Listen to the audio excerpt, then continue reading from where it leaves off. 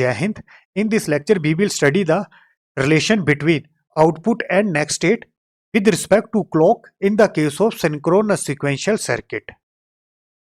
First, I will discuss what is synchronous sequential circuit. In the case of synchronous sequential circuit, output depends upon present inputs and previous history. अब ये जो previous history है इसको store किया जाता है memory element में. तो simply synchronous sequential circuit is a combination of combinational circuit and memory element. And best example of memory element is a flip-flop. In the case of synchronous sequential circuit, this output depends upon present input and present state. What is the meaning of present state? At a time जो flip flop में data store होता है उसको बोला जाता है present state और उसको रिप्रेजेंट किया जाता है स्मॉल वाई से. अब जैसे ही प्रेजेंट स्टेट प्रेजेंट इनपुट के साथ कॉम्बिनेशनल सर्किट में अप्लाई करते हैं यहां पर हमें मिलेगी आउटपुट. आउटपुट किस पे डिपेंड करेगी? Present input and present state. अब यही आउटपुट जो कॉम्बिनेशनल सर्किट की है इसको फ्लिप फ्लॉप की इनपुट में अप्लाई करेंगे और फिर जैसे ही फ्लिप फ्लॉप की क्लॉक में राइजिंग एज अप्लाई करते हैं, डेट इज दिस वन, तो उस केस में फ्लिप फ्लॉप की आउटपुट में चेंज हो जाएगा. अब जो फ्लिप फ्लॉप की नई आउटपुट मिलेगी उसको नेक्स्ट स्टेट से रिप्रेजेंट करते हैं और उसको रिप्रेजेंट किया जाता है कैपिटल वाई से. आपको याद क्या रखना है? Present state to next state जो ट्रांजिशन हुआ वो क्लॉक के राइजिंग एज पे डिपेंड करता है अगर मैं पॉजिटिव एज ट्रिगरिंग यूज करता हूं. तो why it is called synchronous sequential circuit? The reason is that the change in the flip-flop output from present state to next state depend upon clock. That is the reason it is known as synchronous sequential circuit.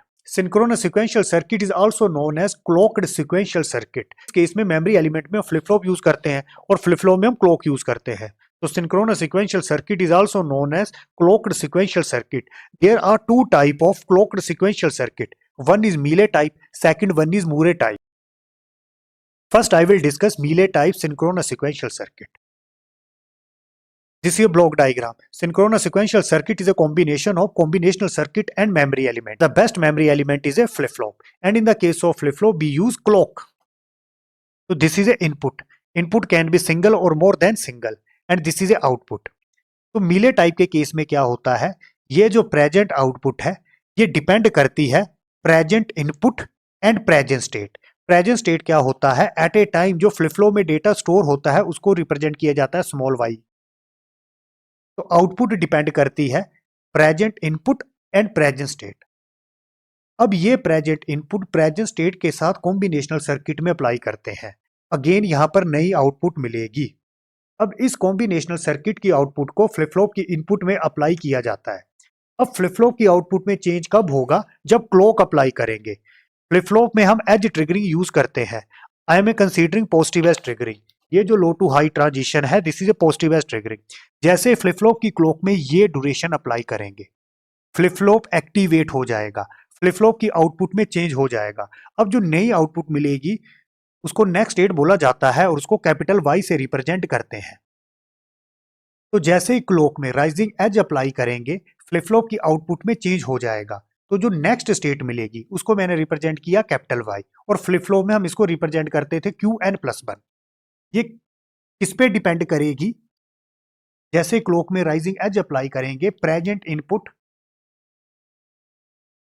And present state. Present state क्या है? Y, small Y. और flip flop में present state को हम Q N से represent करते थे.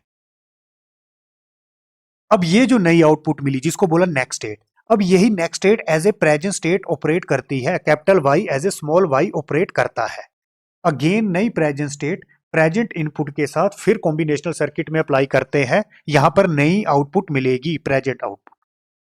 Again इस कॉम्बिनेशनल सर्किट के आउटपुट अगेन फ्लिप फ्लॉप की इनपुट में अप्लाई होगी. अब फ्लिप फ्लॉप की आउटपुट में चेंज कब होगा? जब क्लॉक में ये ड्यूरेशन अप्लाई करेंगे लो टू हाई. तो अगेन फ्लिप फ्लॉप के आउटपुट में चेंज हो जाएगा. मतलब ये present state to next state transition होगा. अब यही capital as a small Y operate करता है. फिर प्रेजेंट इनपुट के साथ कॉम्बिनेशनल सर्किट में अप्लाई करेंगे. इस तरह से प्रोसेस होता है. तो बच्चों present state to next state transition किस पे डिपेंड करता है? क्लॉक पे. अगर फ्लिप फ्लॉप की क्लॉक में मैं ये ड्यूरेशन अप्लाई करता हूं, लो टू हाई मतलब राइजिंग एज, तो फ्लिप फ्लॉप की आउटपुट में चेंज हो जाएगा। तो उस टाइम पे नेक्स्ट स्टेट किस पे डिपेंड करेगी? Present input and present state. फिर जैसे ही फ्लिप फ्लॉप की क्लॉक में ये ड्यूरेशन अप्लाई होगी तो उस केस में ये फ्लिप फ्लॉप एक तरह से कट ऑफ मोड में चला जाएगा। फ्लिप फ्लॉप के आउटपुट में कोई चेंज नहीं होगा, फ्लिप फ्लॉप की आउटपुट प्रीवियस आउटपुट के इक्वल रहेगी। इस ड्यूरेशन में अगर इनपुट में भी चेंज होता है तो फ्लिप फ्लॉप के आउटपुट में कोई चेंज नहीं होगा। तो उस टाइम में मैं क्या बोल सकता हूं? फ्लिप फ्लॉप की आउटपुट प्रीवियस आउटपुट के इक्वल रहेगी, that is next state is equal to present state. यहां से लेके यहां तक फ्लिप फ्लॉप के आउटपुट में कोई चेंज नहीं होगा, आउटपुट प्रीवियस आउटपुट के इक्वल रहेगी। कि जैसे ये ड्यूरेशन अप्लाई करेंगे फ्लिप फ्लॉप एक्टिवेट हो जाएगा। अब जो फ्लिप फ्लॉप की आउटपुट है जिसको मैंने बोला कैपिटल वाई नेक्स्ट स्टेट, ये डिपेंड करेगी present input and present state. अब मैं आउटपुट और नेक्स्ट स्टेट का क्लॉक के साथ रिलेशन बताऊंगा। For example at a time present input present state के साथ मैंने कॉम्बिनेशनल सर्किट में अप्लाई की, उसी टाइम पे आउटपुट जनरेट हो जाएगी, दैट इज प्रेजेंट आउटपुट। अब ये जो आउटपुट है ये क्लॉक पे डिपेंड नहीं करेगी। अब फ्लिप फ्लॉप की आउटपुट में चेंज कब होगा? जब हम क्लॉक में राइजिंग एज अप्लाई करेंगे। फॉर एग्जांपल ये ड्यूरेशन अप्लाई की, अब फ्लिप फ्लॉप के आउटपुट में चेंज हो जाएगा, मतलब present state to next state transition होगा। तो आपको याद क्या रखना है? ये जो आउटपुट है ये आउटपुट कब मिलती है? Before applying clock. और जो फ्लिप फ्लॉप की आउटपुट है इसमें चेंज कब होगा? जैसे ही हम क्लॉक में राइजिंग एज अप्लाई करेंगे। अब मैं मूरे टाइप एक्सप्लेन करूंगा। मूरे टाइप सिंक्रोनस सीक्वेंशियल सर्किट में क्या होता है? ये जो आउटपुट है प्रेजेंट आउटपुट, ये केवल प्रेजेंट स्टेट पे डिपेंड करती है, ये प्रेजेंट इनपुट पे डिपेंड नहीं करती। सर्किट में नो डाउट प्रेजेंट इनपुट तो अप्लाई करेंगे, पर जो सर्किट की आउटपुट है वो केवल प्रेजेंट स्टेट पे डिपेंड करती है। और प्रेजेंट स्टेट क्या होता है? एट ए टाइम जो फ्लिप फ्लॉप में डेटा स्टोर है उसको बोला जाता है प्रेजेंट स्टेट। अब इस फ्लिप फ्लॉप की आउटपुट में चेंज कब होगा? जैसे क्लॉक में राइजिंग एज अप्लाई करेंगे। फॉर एग्जांपल ये ड्यूरेशन, ये ड्यूरेशन, फॉर एग्जांपल ये ड्यूरेशन अप्लाई किया, फ्लिप फ्लॉप के आउटपुट में चेंज हो जाएगा। तो जो नेक्स्ट स्टेट मिलेगी कैपिटल वाई से रिप्रेजेंट करते हैं, ये किस पे डिपेंड करेगी? फ्लिप फ्लॉप की तो आउटपुट डिपेंड करेगी present input and present state. फिर यहां से लेके यहां तक जैसे फ्लिप फ्लॉप की क्लॉक में ये ड्यूरेशन अप्लाई करेंगे, फ्लिप फ्लॉप के आउटपुट में कोई चेंज नहीं होगा, जो आउटपुट है प्रीवियस आउटपुट के इक्वल रहेगी, that is next state is equal to present state. यहां से लेके यहां तक अगर इनपुट में भी चेंज होता है फ्लिप फ्लॉप के आउटपुट में कोई चेंज नहीं होगा। और फिर जैसे क्लॉक में ये राइजिंग एज अप्लाई करेंगे, अगेन फ्लिप फ्लॉप के आउटपुट में फिर चेंज होगा।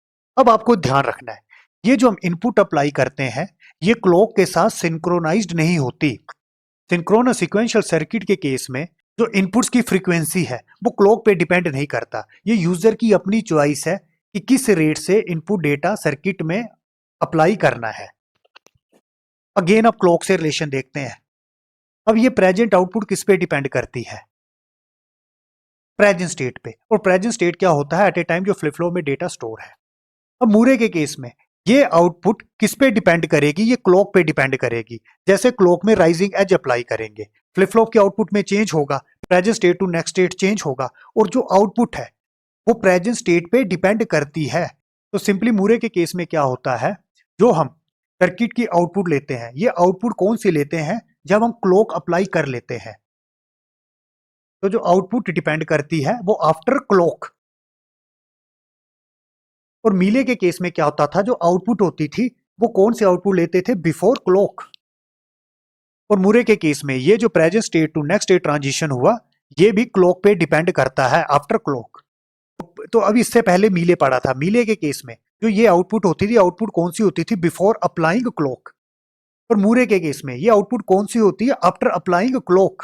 और ऐसा क्यों बोला? मूरे के केस में जो आउटपुट होती है वो केवल प्रेजेंट स्टेट पे ही डिपेंड करती है, मतलब जो फ्लिप फ्लॉप में डेटा स्टोर है उस पे।